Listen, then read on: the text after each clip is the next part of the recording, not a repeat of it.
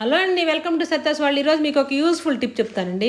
మామూలుగా మనం ఇంట్లో కేకులు తయారు చేసుకుంటూ ఉంటాం. ఏది మామూలు కేకులు కానీ, కప్ కేకులు కానీ ఇలా తయారు చేసుకున్నప్పుడు ఆ కేకులు ఆ బౌల్లో అంటుకోకుండా మనం బటర్ పేపర్ వాడుతూ ఉంటాం. బటర్ పేపర్ మనం బయట కొనుక్కొచ్చుకుంటూ ఉంటాం.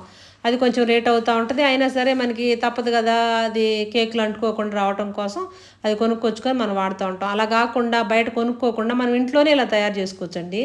మామూలుగా A4 షీట్ ఒకటి తీసుకొని దాని మీద మనం ఇలా ఆయిల్ కనుక స్ప్రెడ్ చేసుకున్నామంటే రెండు వైపులా ఆయిల్ స్ప్రెడ్ చేసేసుకొని ఒక అరగంట దాకా మనం దీన్ని ఆరబెట్టుకోవాలండి. నేనైతే ఇలా డబుల్ సైడ్ ప్లాస్టర్ తీసేసుకొని ఇలా ఒక క్లిప్ అంటించేసి ఆ క్లిప్ కానీ నేను ఈ A4 షీట్ని ఇలా ఆరబెట్టేసుకున్నానండి. ఆరబెట్టేసుకున్న తర్వాత ఒక హాఫ్ అన్ అవర్ తర్వాత తీసేసి ఇలా ఇలా అయిద్దండి బటర్ పేపరు. దీన్ని కనుక మనం కేక్ చేసేటప్పుడు ఆ బౌల్లో అడుగును కనుక వేసేసుకున్నామంటే నీట్గా అసలు కేక్ అనేది అంటుకోదండి. మనం బయట కొనుక్కొచ్చుకునే బదులు ఇలా చేసుకుంటే సూపర్గా ఉంటుంది.